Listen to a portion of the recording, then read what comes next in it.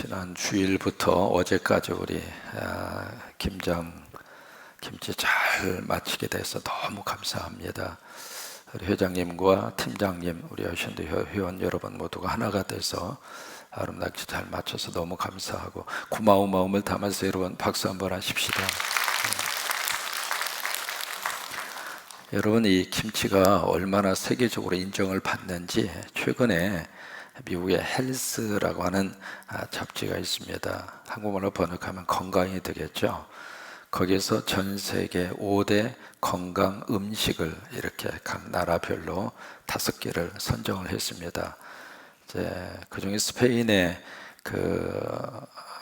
음식 가운데는 이제 올리브 오일이 뽑혔고, 그 다음에 그리스에서는 요구르트가 뽑혔고, 일본에서는 이제 콩 요리가 뽑혔고, 그 다음에 인도에서는 렌틸콩이라고 하는 게 있잖아요.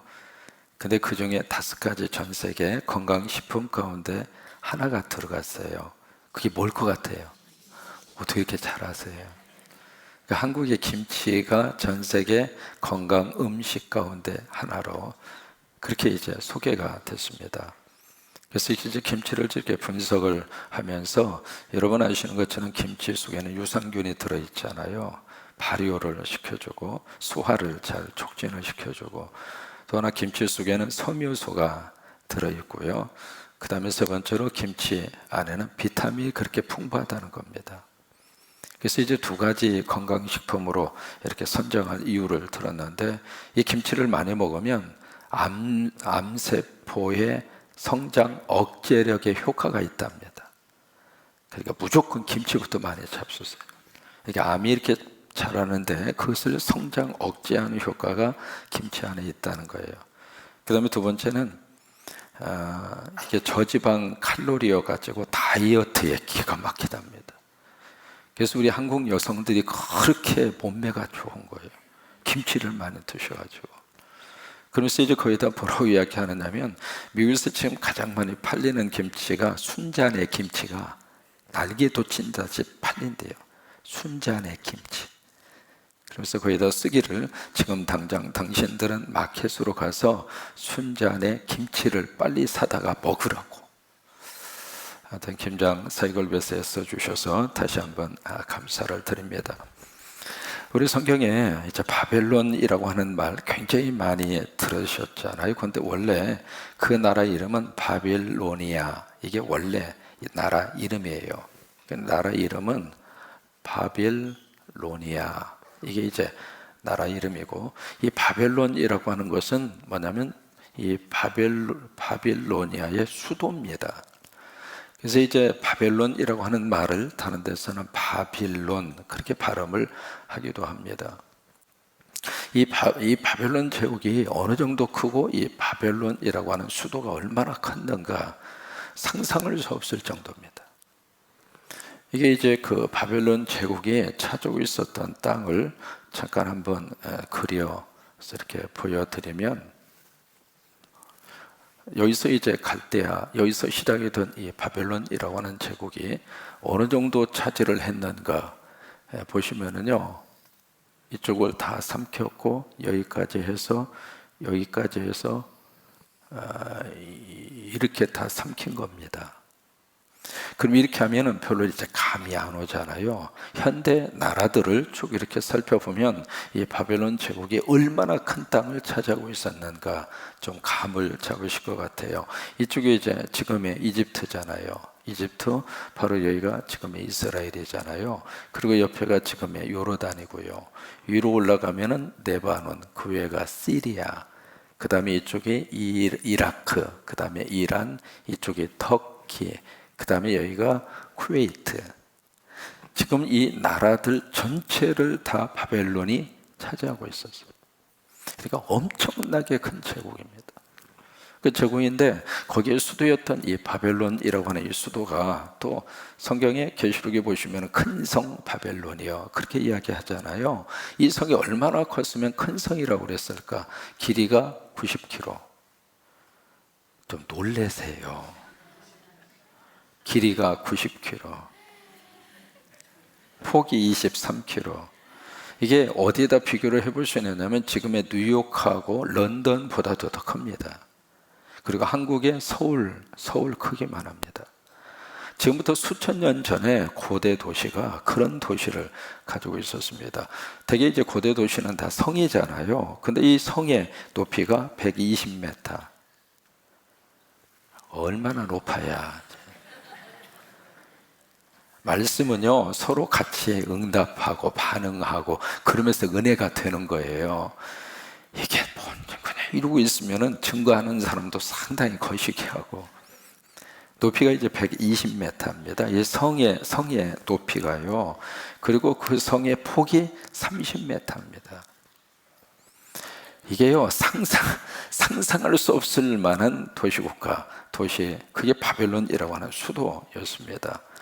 이게 이 바벨로니아라고 하는 이 국가가 이제 형성이 된 것이 BC 612년에 형성이 돼서 몇 년에 망했는가? BC 539년에 망합니다. 그러니까 BC 612년에 시작을 해서 BC 539년에 망했으니까 역사적으로 바벨론이라고 하는 이 제국은 3, 4년 그 정도 존재를 했습니다. 여기서 이제 두 명의 왕을 성경에서 만나는데 첫 번째가 느부갓네살 왕입니다. 느부갓네살 왕에 대한 기록은 굉장히 많잖아요. 다니엘서에서도 만나고 뭐 그냥 우리가 이제 에레미야 쭉 읽고 있습니다만은 에레미야에서도 느부갓네살 굉장히 많이 나오잖아요. 이 느부갓네살이라고 하는 이제 그쪽은 모든 왕이 다 세습이었으니까 그 왕이 통치하고 있었던 저희가 거의 한 50년 가까이 통치합니다. 그러니까 70년의 바벨론 역사 가운데 느부갓네살 왕이 통치한 그 가문이 통치한 그에게 느부갓네살 왕 그 다음에 아들 그 다음에 그 옆에 사위 그런 식으로 이어져 가거든요. 그게 약 한 40년 동안 통치를 한 거예요. 그 다음에 나오는 왕이 벨사살 왕입니다. 메네메네 데발 우바레신이라고 벽에 팍 쓰여져서 얼굴에 파랗게 질려서 도대체 이게 무슨 뜻이냐? 저울에 달아보니 당신 이미 부족합니다. 당신 나라는 끝났습니다. 그것을 이제 그 벽에서 보았던 사람이 벨사살이잖아요. 근데 그 벨사살 왕이 통치를 할 때 바벨론 왕이 역사 속에서 사라지게 되는데 그때가 이제 BC 539년입니다. 그리고 이제 그 다음에 등장한 왕이 고레스라고 하는 왕이죠. 고레스. 원래 이 고레스라는 왕은 이쪽에 여기에 갈대아 우르 건너편에 이쪽에 메대가 있었고 여기 이제 엘림이 있었잖아요. 그 다음에 그 옆에 메대가 있었고 바사가 있었어요. 원래 이제 바사라고 하는 조그마한 나라, 그 나라하고 메대하고 서로 이제 혼인 관계를 맺으면서 평화롭게 유지를 하다가 결국 이 바사가 메대를 꿀꺽 삼켜요. 그렇게 해서 나온 것이 페르시아라고 하는 나라가 탄생을 하게 됩니다. 그러면서 이 고레스가 초대 왕이 되는데 왕이 되면서 이 사람은 아주 독특하게 굉장히 친화적인 정책을 펼쳐요. 그러면서 이제 자기 나라에 와 있었던 노예들을 고국으로 다 돌아가게 하고 그들이 가지고 있었던 종교를 그대로 인정을 하고 그래요. 아주 독특한 왕이 고레스입니다. 근데 지금 트럼프 대통령이 대통령으로 딱 되면서 미국의 이제 그러니까 스스로가 나는 보수 복음주의자입니다. 그렇게 스스로가 고백을 하는 미국의 크리스찬이 8천만 명입니다. 그러니까 미국의 전체 인구 가운데 나는 크리스찬입니다. 그렇게 고백하는 사람이 2억 2천이에요. 2억 2천만 명 가운데에서 그러니까 미국은요 기독교의 나라입니다. 그 중에서 나는 아주 보수주의자고 그리고 복음주의자입니다. 스스로가 나는 보수주의요 복음주의라고 가장 이렇게 천명하는 사람이 누구냐면 펜스 부통령이에요. 근데 이 트럼프도 마찬가지거든요. 거기에 속한 교인이 약 한 8천만 명이에요. 그러니까 그게 이제 미국의 전체를 확 움직여가는 큰 힘인데 트럼프가 대통령이 됐을 때 그를 위해서 축복하고 기도하면서 뭐라고 이야기했느냐면 당신은 이 시대의 고레스입니다. 그러니까 트럼프는 스스로가 지금 하나님이 나를 고레스로 세웠다 그렇게 믿고 정치하는 사람이 트럼프예요. 그러니까 트럼프의 정책을 가만히 이렇게 들여다보면 그 속에 참 묘한 것이 숨겨져 있습니다. 또 하나, 이 바벨론이라고 하는 이 거대한 제국의 이 수도, 그리고 화려했던 거, 그것을 21세기에 재현을 해보려고 역사 속에 등장하고 그리고 대통령이 된 사람이 있습니다. 그 사람이 누구냐면 이라크의 사담 후세인이에요. 그래서 사담 후세인은 바로 이 바벨론의 명성, 이 바벨로니아라고 하는 이 제국의 명성을 다시 한번 이 세상에서 펼치겠다. 그렇게 해서 이제 나온 사람이 이라크의 사담 후세인입니다. 이 역사라고 하는 거는요, 과거로 끝나지 않고요, 계속 이어지는 거예요. 오늘 성경에 두 가지를 이야기를 하고 있습니다. 첫째로 그 바벨론을 하나님께서 망하게 할 것이다. 그러면 왜 바벨론이 그렇게 망하게 됐는가? 두 가지 이유가 있습니다. 첫째로 국내적인 문제가 있었습니다. 국내적인 이제 그런 요인이 바벨론 안에 그들 속에 굉장히 만연하게 그렇게 있었습니다. 뭐냐면 이 국내 정치가 굉장히 불안정했어요. 여기 느부갓네살이라고 하는 그 왕이 끝난 다음에 그 다음에 왕이 된 사람이 나보니아스라고 하는 아주 독특한 이름을 가진 사람인데, 그 사람을 이제 넘어오면서 이게 이제 국내 정치가 완전히 흔들린 거예요. 어떤 일이 있어도요, 이 국내 정치가 분열이 되고 서로 사분오열이 되고 국내 정치가 혼란스러우면 끝나는 거예요. 그래서 우리나라를 위해서 우리가 간절히 기도하는 거가 그거예요. 의견 다를 수 있겠죠. 생각을 달리 할 수는 있습니다. 그러나 이것이 하나의 집단화돼서 서로가 서로를 향하여 서로 그냥 좌파, 우파, 니파, 내파, 쪽파, 그 다음에 대파, 양파, 이 파가 많으면 눈에 눈물 납니다. 쪼개지기 시작하면 끝나는 거예요. 어떤 일이 있어도 하나님의 교회는 하나가 돼야 돼요. 또 하나, 민족이 하나가 돼야 돼요. 서로가 색깔을 칠하면서 좌파, 우파, 이게 지금 언제부터 우리나라의 좌파, 우파라고 하는 이 단어가 입에서 스스럼 없이 지금 나오는지 모르겠어요. 조금 생각이 들으면 좌파라고 그러고 이쪽 저기면 우파라고 그러고, 아니 하나님이 손을 두 개를 주셨는데 오른손도 있고 왼손도 있고 다 그렇게 하게 하시는 거지. 한쪽 잘라내버리면 어떻게 살아요? 이게 분열시키는 것은 마귀와 사탄의 영이에요. 성령은 하나가 되게 하십니다. 부부지간 하나가 되게 하시고, 가정을 하나가 되게 하시고, 성도를 하나가 되게 하시고, 여신도일을 하나가 되게 하시고, 우리 모두를 하나로 만들어 주시는 분이 성령님이세요. 이 거대한 이 바벨론 제국, 국내 정치의 불안 때문에 결국 망하게 됐습니다. 두 번째는 종교 간의 갈등입니다. 종교 간의 갈등. 이게 바벨론이 망하게 된 두 번째 큰 요인입니다. 여기 이제 바벨론, 거기에 벨이라든지 마르둑이라고 하는데, 말뚝으로 나오기도 하고 그래요. 그게 이제 그들이 섬겼던 그 신인데, 그 다음에 느부갓네살 왕 거기에서 이제 나보니아스라고 하는 그 왕으로 바뀌면서 이게 이제 어떤 저희가 나오냐면, 여기에 이제 마르둑이라고 하는 이 전통적으로 우상을 섬기던 이 세력과 그 다음에 왕이 된 사람이 어머니가 섬기는 신이 있었습니다. 그 어머니가 섬기는 신의 이름이 신이에요. 영어로 S-I-N, 신. 근데 이 신이 무슨 신이냐면 달의 신이에요. 달의 신.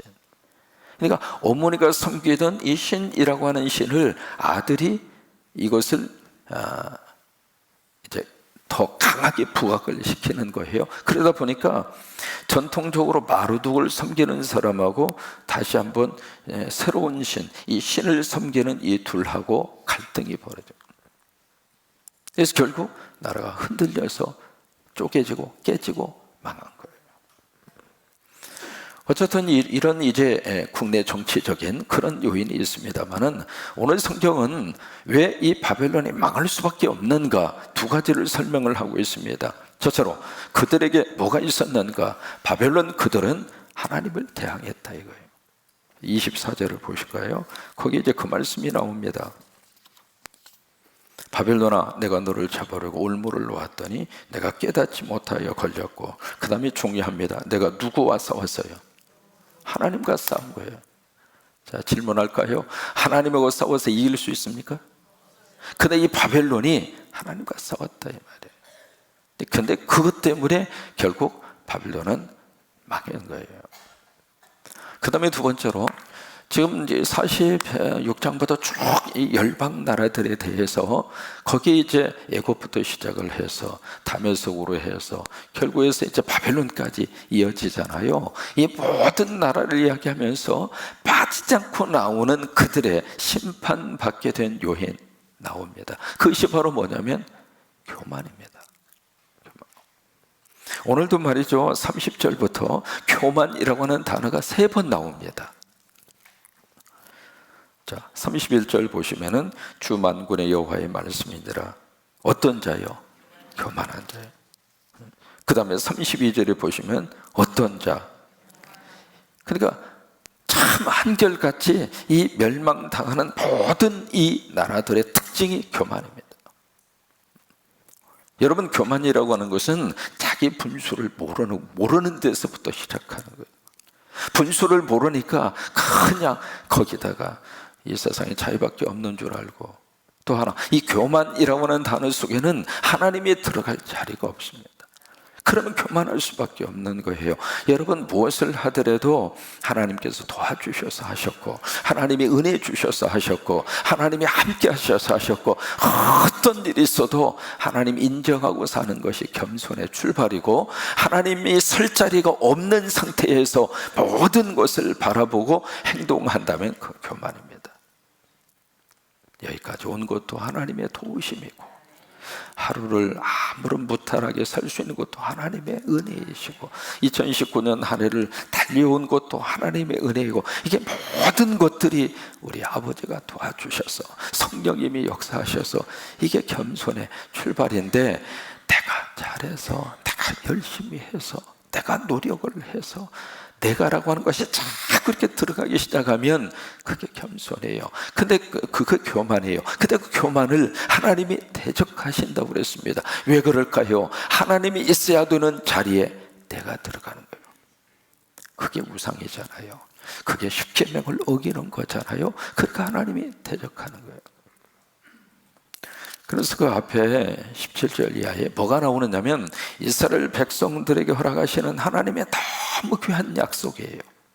3가지를 말씀을 하십니다. 17절, 이스라엘은 흩어진 양이라. 여러분, 이 말씀 속에 너무 귀한 하나님의 축복이 있습니다. 이스라엘을 내가 멸망시킨 것이 아니라, 이스라엘을 내가 완전히 싹쓸이한 것이 아니라 잠깐 흩어지게 한 것뿐이다. 여러분, 고난이 왔을 때에 그 고난이 우리 인생의 끝지점이 아닙니다. 잠깐 흩어진 거예요. 차라리 고난 때문에 내가 영성에 살아있게 되고, 그 고난 때문에 하나님 꼭 붙잡고 여기까지 살게 됐고, 그 고난 때문에 믿음의 자리 떠나지 않았고, 그러면 그 고난은 오히려 영적 복이에요. 여러분, 잘 나가고 잘 되고 좋죠. 그런데 잘 나가고 잘 돼서 지옥불에 떨어지는 사람이 너무 많아요.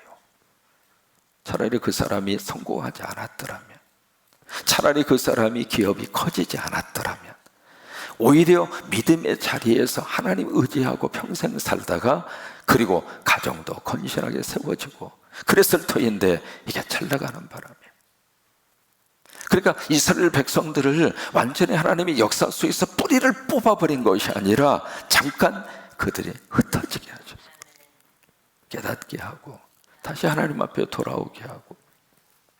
19절입니다. 두 번째, 이스라엘을 다시 그의 목장으로 돌아가게 하리라. 이게 너무 귀한, 여러분, 이 말씀이 언제 이루어졌는가? 당장 이루어진 게 아닙니다. 지금 여기 바벨론의 멸망을 말씀을 하고 있습니다만은, 이 바벨론 명량이 이 말씀이 70년 후에 이루어질 사건이에요.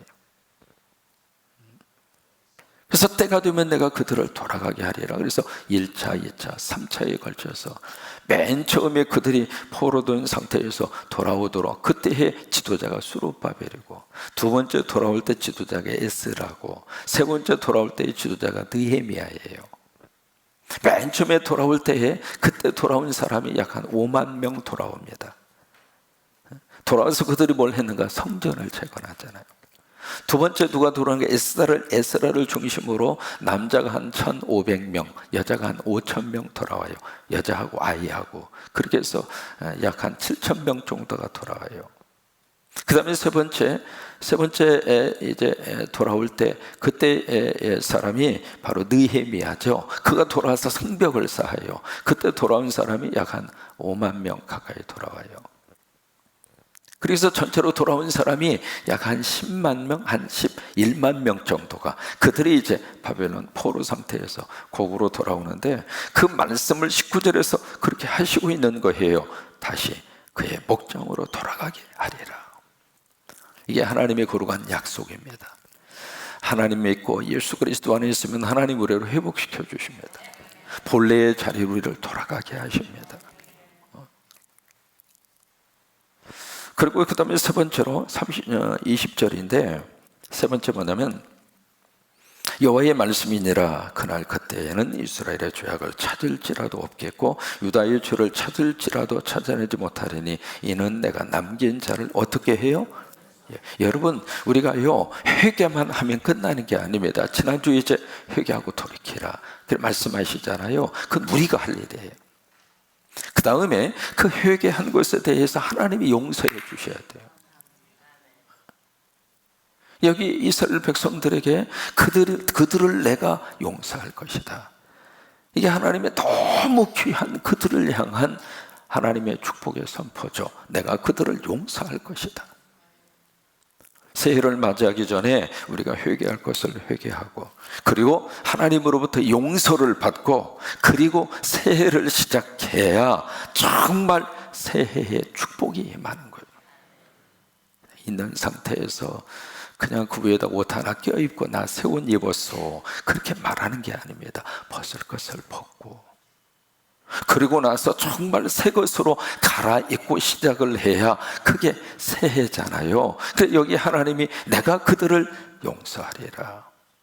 이스라엘 백성들을 향한 하나님의 너무 귀한 은혜와 살림의 선포입니다. 우리 안에 이런 축복이 넘치게 되기를 주의 이름으로 축원합니다. 여러분, 계속해서 이게요 예레미야 51장까지 쭉 이어지는데, 다른 나라들은 심판에 대한 메시지가 아주 짧게 끝나잖아요. 그런데 이 바벨론이라고 하는 이 나라에 대해서는 2장이 걸쳐서 그것도 길어요. 여기서 끝나지 않습니다. 요한계시록에서 또 한 번 취급합니다. 왜 이렇게 바벨론의 문제를 이렇게까지 깊이 취급하면서 말씀을 하실까? 마치 애굽이 이 세상의 대표적인 이름인 것처럼 바벨론이 세속과 이 세상의 대표적인 이름으로 등장하고 있는 거예요. 그래서 하나님의 이 심판의 메시지가 이렇게 아주 깊이, 그러면서도 자세하게 그렇게 다루고 있는 거예요. 오늘 하루 하나님의 은혜가 우리 안에 넘치기를 주의 이름으로 축원합니다.